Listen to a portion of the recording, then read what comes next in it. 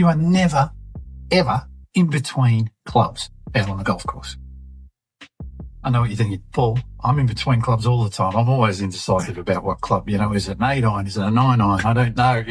You end up being quite indecisive out the golf course. And what does indecision do to your golf game? Well, in my experience, it destroys golf swings. It doesn't matter how much you've been practicing and perfecting your golf swing. What I'm going to tell you in this video is a very simple, easy little concept to understand. That if you're ever sitting there and you're thinking, oh yeah, I'm in between clubs, it's 110 yards.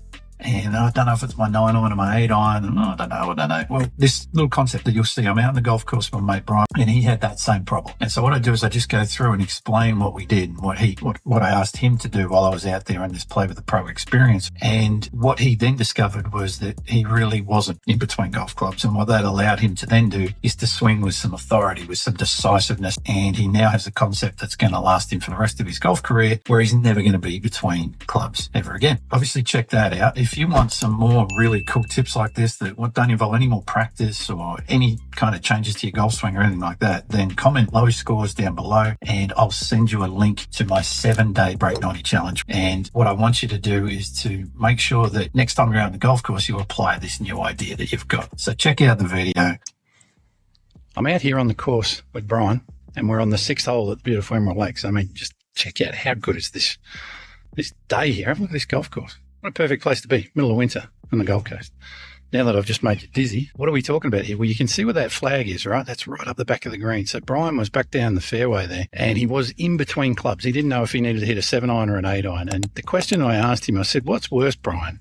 Does it look like short is worse, which is back here, and he's got like 30 metres worth of green to play with?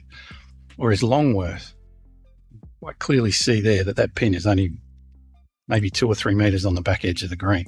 Or yards. So if he hit the 7-iron and he hit it really well, he'd be over the back of the green. What he chose 8-iron and he hit a really solid shot. And that's pretty much as far as he was ever going to get that. That's exactly what you want to do when you're in between clubs. You want to ask yourself, what's worse, short or long?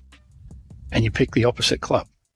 So basically when the pin's at the back like that and the trouble's long, you want to hit a club that no matter how good you hit it is never going to go long. And so he's ended up in this beautiful little spot. He's just left that putt a bit short, but one of the best things you can do is if you should never be in between clubs. Oh, it's right in between clubs, rubbish. What's long, what's short, and what's worse? And then pick the opposite club. So if the bunker at the front is the worst thing, then you take the long one. And if the water at the back is the problem, then you take the shorter one. Make sense? It's very simple. You should never be between clubs. You're not that accurate to worry about a 30-metre difference here. Keep that in mind next time you're out playing.